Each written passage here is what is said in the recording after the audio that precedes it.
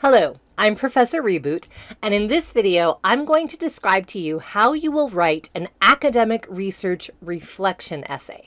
Now, at first glance, a reflection essay can look like an essay that is solely or exclusively about yourself and your own beliefs and your own thoughts, because it is asking you to reflect on your experiences with either content or how you might have grown after having been exposed to different learning materials, or really, it's about you.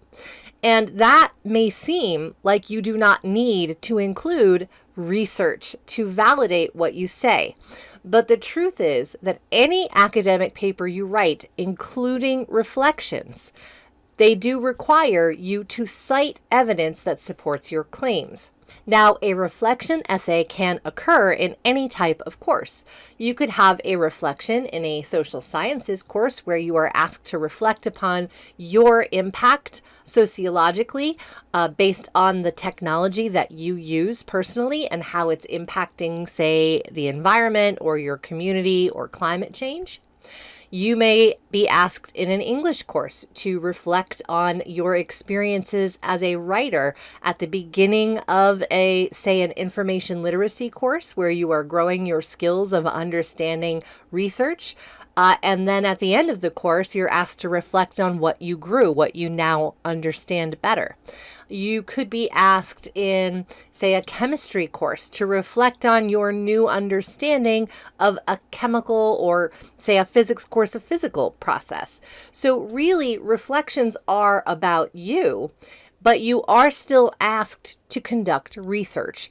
So the first thing you need to do is determine what citation style you need to be writing in. Typically speaking, if your course is humanities, you would be using MLA 9th. As of the recording of this video, we are in the 9th edition of MLA, so do check to make sure you have the most current edition of the Manual of Style. Manuals update because media we cite updates as well, and so a manual has to update to keep up. Social sciences or hard sciences often use APA, which is currently in its 7th edition. Courses like history tend to use Chicago, or they'll use MLA. And there are other citation styles as well. So you're really just going to need to check with your course and the institution if there is an assigned citation style. So we're using an MLA 9th formatting style here for this example. If you have a different citation style, please check my channel for other videos about how to set up your paper. Citation style is critically important because it tells your reader how to interpret and how to confirm and corroborate your research. All academic writing, remember, is about contributing to a shared body of knowledge.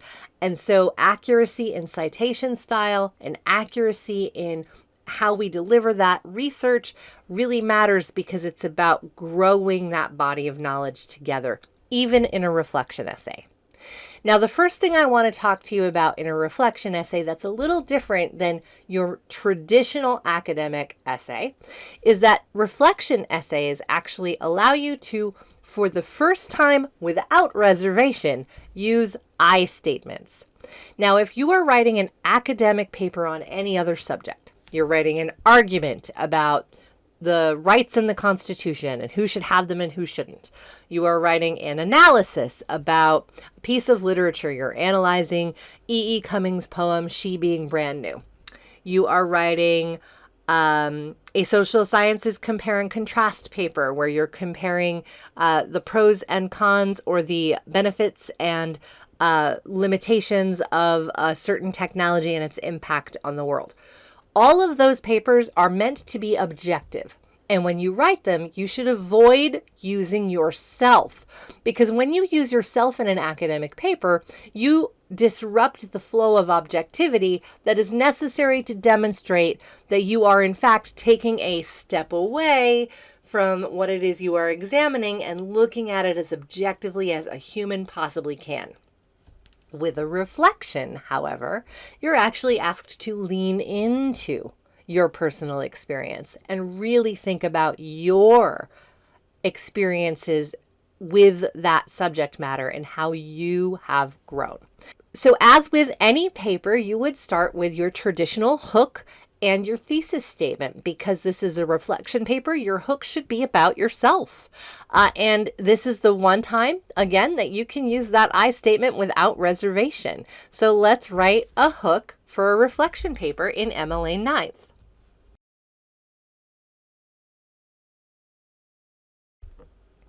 So now I've written a hook, and the hook speaks to, as you can see, a little bit about citation style and how I've grown in that regard. It also speaks to the very core principles of all writing, which is that anything you write, no matter what the subject, you are always thinking about the audience, so who will be reading your paper, what level are they at, what do they know, what do they not know, and you are thinking about the purpose, or in most cases, the thesis statement, the declaration that you will make. So in this case, the audience is my professor, and they're looking to see what I understand about the subject matter they just taught me in a college writing course for this example. And the purpose is to illustrate for my professor what I have learned from them. And so I am specifically discussing how I have learned about citation style, and that I have learned about audience and purpose being the core of all writing. And perhaps most profoundly, I have learned that revision is the key to writing well. That I used to think that revision was not necessary, and now I've come to embrace the fact that anything I write will need to be revised several times over. If you have not read the Shorts article, and yes, it's truly called this, Shitty First Drafts by Anne Lamott in her book Bird by Bird, I highly recommend that you read it. It is a very short read. Anne Lamott is an award-winning author, and she talks about how even award-winning authors, even authors that you love and respect and know probably inside out, like Stephen King or J.K. Rowling, they are revising almost everything they do all the time. So that is a really great way for you to see that revision does not speak to who you are. It speaks to that this is just simply a part of the writing world. So this is my hook that I have written, and now I'm going to write my thesis statement. And remember, when you write a thesis, you always have both a thesis statement, your declaration sentence, as well as the evidence you plan to use to support your claim. So I'll put the thesis in bold, my conjunction underlined, and then the 3 or 4 or however many points I plan to use in italics. So remember, I always present a thesis statement at the end of a hook. And also, because this is a reflection paper, this is the one time that it is okay for me to say, in this paper, I will. In any other paper, we do not do that, because that is not objective and it is redundant. But because this is a reflection, our purpose is to actually tell the reader what we are doing. And so it is the one time we're actually allowed to say, in this paper, I will. And that's what I'm going to do for my thesis here. So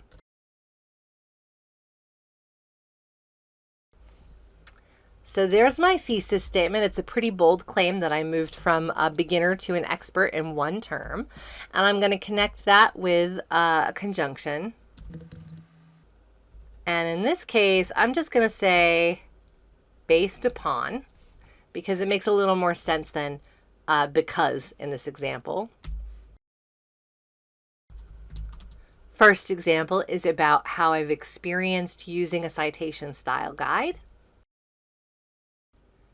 Explaining that all writing the world over has been supported by experts to be reduced to fundamentally audience and purpose. And finally, that the act of revision is a critical and fundamental part of all writing, regardless of the subject. So now we have our thesis, our conjunction, and our thesis map, all one sentence at the end of the hook for a reflection paper. Now it's time for us to introduce research that backs this up.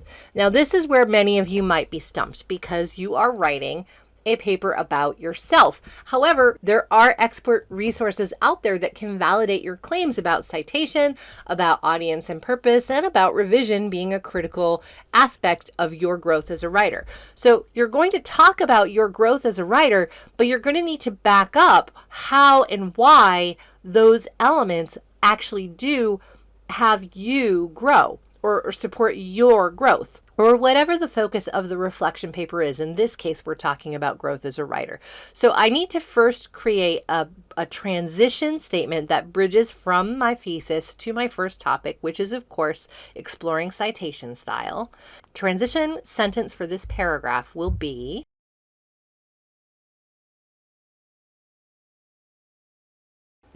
so now, as you can see, I have written something that includes a claim. I have bridged into this story about myself and my journey through understanding MLA 9th style, and I've said something that's actually a claim. I say, citation styles include everything from how you set up a paper to what's on the first page, to how you include research both in the body of the paper, which is called an in-text citation, and in the bibliography of the paper, so that your reader or your audience can find what they need to expound on what you've presented for that research. Now, that claim is pretty much common knowledge, meaning I could look in 50 different resources and find the exact same claim. So I don't necessarily need to cite that, but it is a claim because it is not my information. It is my understanding of information. And it's a great bridge for the first piece of research that I might need to include to support my idea that citation is necessary. So I now would look for some academic research that supports my idea that citation is necessary to academic research. So I'm actually just going to do a general search here. And I'm going to say, and I'm actually going to do something special. I'm going to have it search only EDU sites because I am looking for a college site here to support me. And I found University of Virginia. Oh, Harvard. Harvard is always a good idea. So this is a great resource here. The very first sentence, in fact. So I'm going to go ahead and grab this sentence. I've copied it. And remember, I need to signal that I'm about to quote something. Signal means you wrap a quotation in your own sentence. It has to read and function like a sentence all by itself, but you are wrapping a quotation in your own sentence so that the reader sees the context of the quotation. So I'm about to talk about common knowledge. And I've just talked about citation style, so I'm going to bridge that now to, in fact. So to make this work, I had to cut off the first part and actually contextualize it so that it makes sense in my sentence. So in fact, there is only one time when we writers don't need to cite a resource in full, comma, which is, open quote, source material that you can use in an essay without attribution is material that is considered common knowledge and is therefore not attributable to one source. Now that actually just created a run-on sentence. So this doesn't work as an effective signal. I'm going to need to revise this signal a bit. I'm going to go ahead and just change it to a colon. And anytime you have a word that appears after a colon, it is capitalized because a colon is like a period with more coming after it. So on both sides of that, there should be a full sentence, and that works in this case because both of these are full sentences. Now I do need to cite the source, and I didn't catch an author. So this would be an institutional author. Let me just check that there's no human being named here. Okay, so this is an institutional author, so I'd actually list it as Harvard University. So my in-text is like this. And because it's MLA, I don't need a paragraph number. There's no page number. It's a website.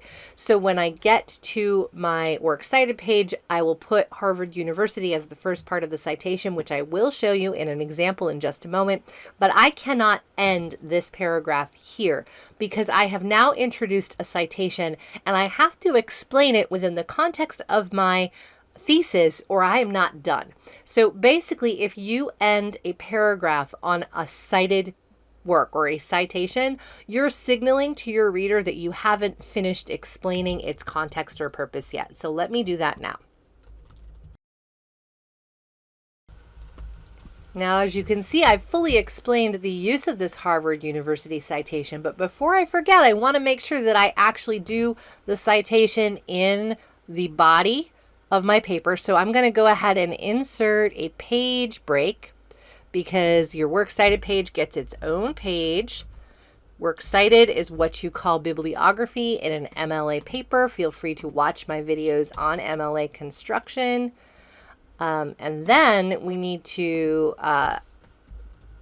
make sure that the first part of the citation in the bibliography matches the in-text citation, because that's how your reader tracks your in-text citation straight through to your Works Cited.